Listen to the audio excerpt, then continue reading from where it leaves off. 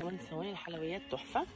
بصوا الصينيه دي، بصوا على فكره ما بتلسعش الاكل، عايزه اوريها لكم بس تقيله كمان على فكره، تقيله جدا. ها 99 والله تقيله تقيله قوي كمان، يعني ما بيلزقش الاكل فيها يا بنات على فكره. ها بصوا دي كمان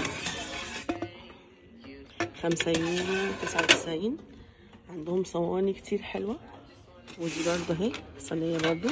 بصوا الصينيه دي قاعده اوريها لكم ثواني. بصوا الصينيه دي برضه بتتخلع من هنا من جوه، شايفين؟ لو هتعملي فيها مثلا تورته في الفرن، تمام، مش عايزاها مثلا، مش عايزه تقلبيها اهي، شايفين؟ تطلعيها كده وتقدميها. شايفين بكام؟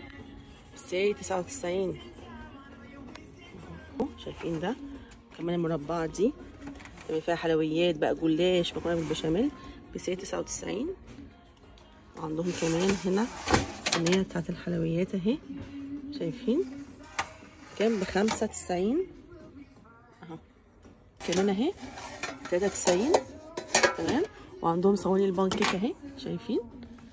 ب94 الصغيره، والكبيره الكبيره اهي دي الكبيره ب12.99 اهي.